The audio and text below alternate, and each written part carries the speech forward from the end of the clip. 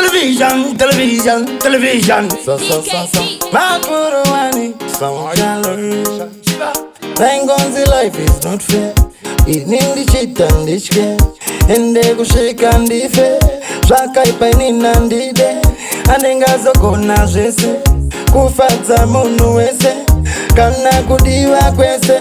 Nyambeti kaenda tese. Imashidi kumanikitira. Semota bunota kuchitira.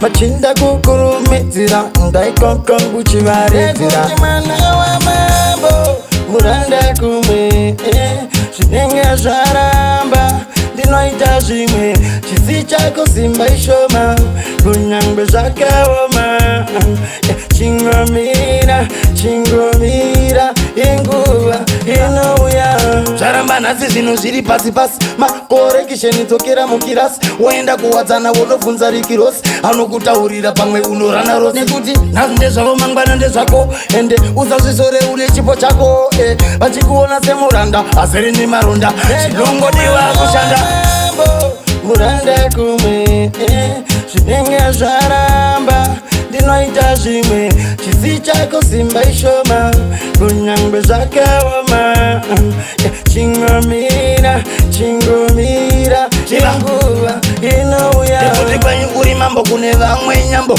Otototo tambo nekuti pane mutambo Kana iri mota wedzera mukambo Podiwa musambo saka ndine urombo Nekuti kana zviri zvako unotambira Kana usina unokumbira Asi chirega kungokambira Zvese otanga kutambira Mwana wa mambo Muranda kumwe Zvinenge zvaramba Ndinoita zvimwe Chizi chako simba ishoma Kunyangwe zvakaoma Chingomira Inguva inouya Anakazokona zvese Kufadza munhu wese Kana kudiwa kwese Nyangwe tikaenda tese Imazvidi kumanikitira Semota bunota kuchitira Machinda kukurumitira Ndai konkongu chivaritira Nekuti mwana wa mambo Muranda kumwe Zvinenge zvaramba Ndinoita zvimwe Chizi chako simba ishoma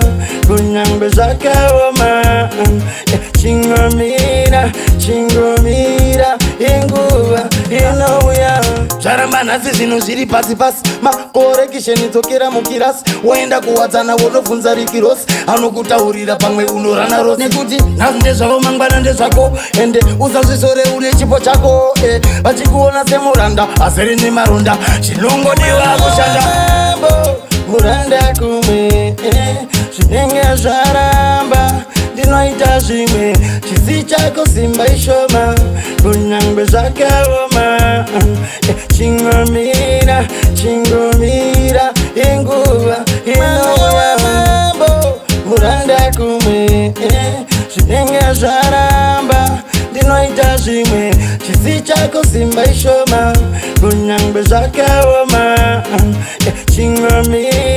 Chingomira Inguva inouya